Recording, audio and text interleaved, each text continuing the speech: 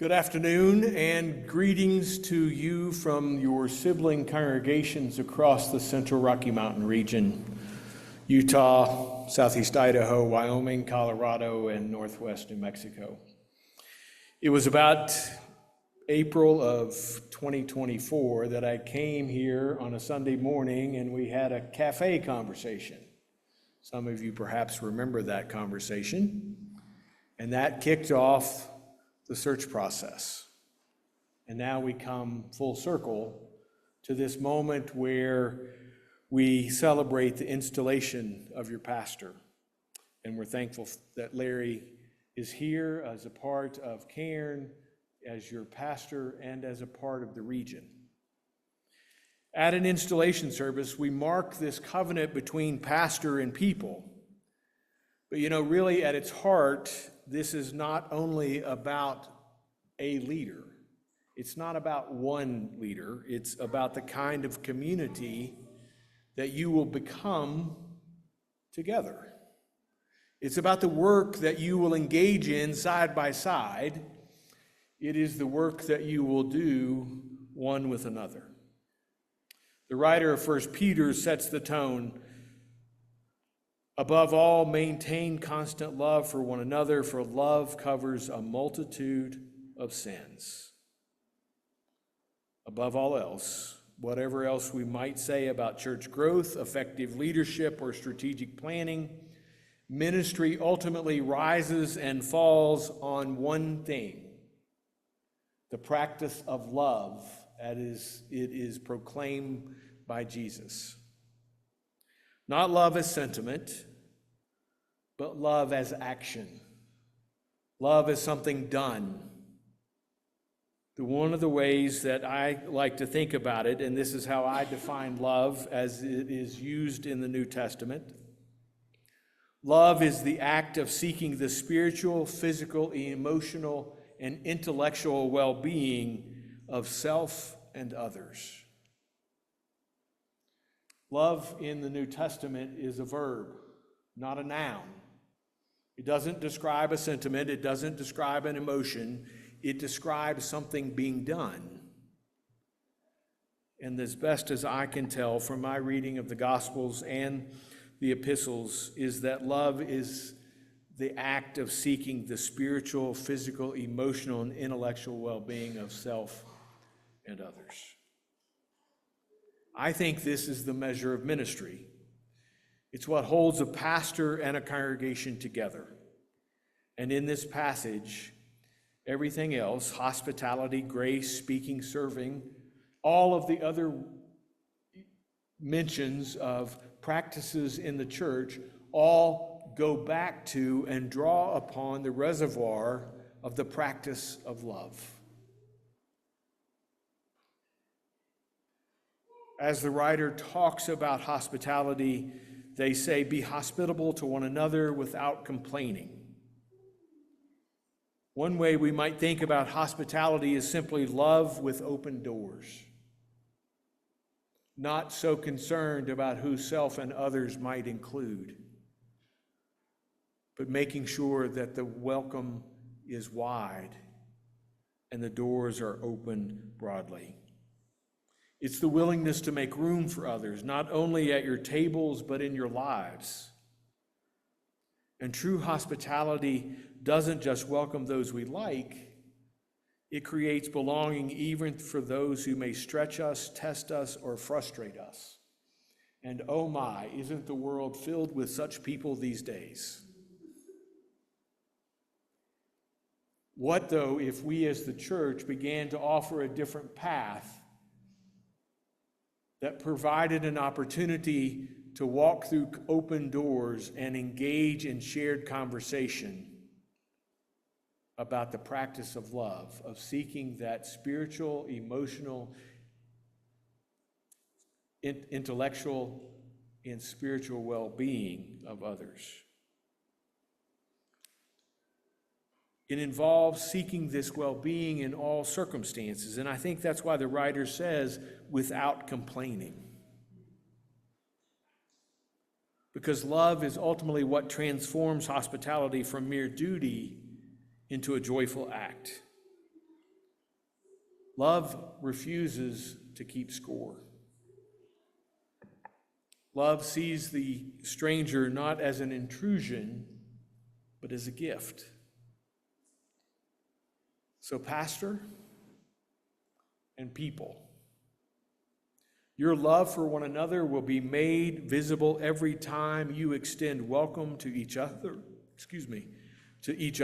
to newcomers, and to neighbors. When you love, hospitality becomes more than casseroles and coffee.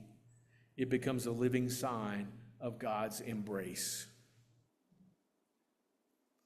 The writer continues and says, like good stewards of the manifold grace of God, serve one another with whatever gift each of you has received. Grace is the overflowing, unwavering commitment of God to stay with us no matter what. When God declares and says to each of us, I will not abandon you under any circumstances. You cannot be lost, for I will always be with you. Grace is not something that we can earn. It's not something that we can do enough and then acquire it. It's just given, a gift for each and every one of us. So the writer says, like good stewards of manifold grace of God, serve one another with whatever gift each of you has received. To steward grace is to put love into circulation. It's to make it tangible in the world so that the world around us becomes transformed by the gospel of Jesus. Notice the connection.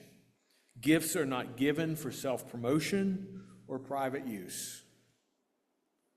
They are given for the sake of love, so that the well-being of the whole body is tended. The pastor's role is not to do all the loving, but to help unlock the love already planted in the gifts of the congregation. The other image that comes to mind for me, Larry, is that of a gardener.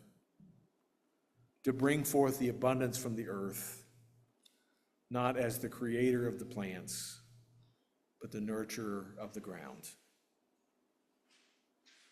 I know that you have that gift to care for these people in that way, so that they practice that radical love that brings the transformation all around us.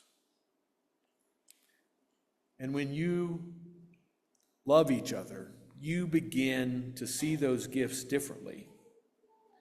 The person who just brings cookies isn't just filling a plate, they're offering nourishment. The person who only makes phone calls isn't managing details, they are carrying care. With love, small gifts become grace multiplied.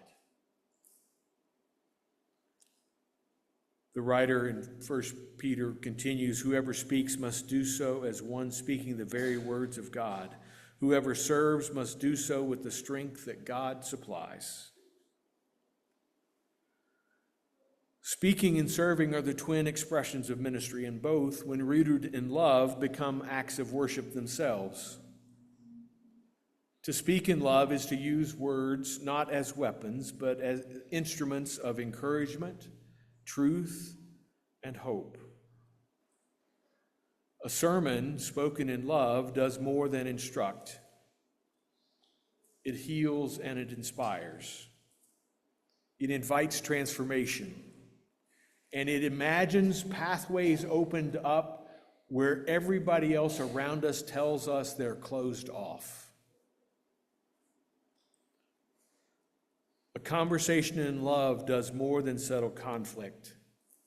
It builds trust by building respect.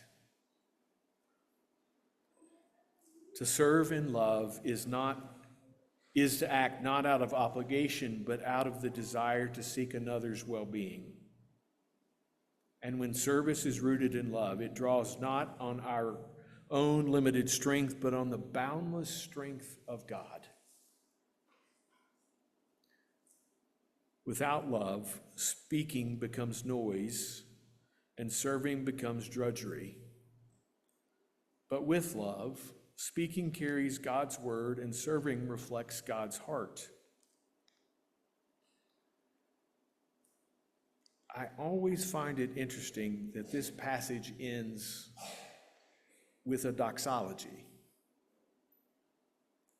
with a thanksgiving, a way of celebrating and pulling all of the pieces together. Much as when we sing a doxology in worship, or there is a sung blessing at the end of worship, or even just a spoken word, reminding us that we go forth with grace all around us. The writer here ends this passage with these words, so that God may be glorified in all things through Jesus Christ. That's the purpose of everything, of it all. Love expressed in hospitality, love stewarding grace, love speaking and serving, all of it so that God may be glorified. And that in the sharing of this good news, the world is transformed and changed. Pastor Larry, this is your charge, to seek the well-being of this community in love. And siblings in faith here at Cairn, this is your charge, to seek the well-being of your pastor and each other, always in love. Together you are called to be stewards of God's grace, hosts of God's welcome, speakers of God's word, servants with God's strength. And when you do these things, when you live them in love, then truly the doxology rings out through all of us, and in our words, in our actions, and through our hands. To God be the glory.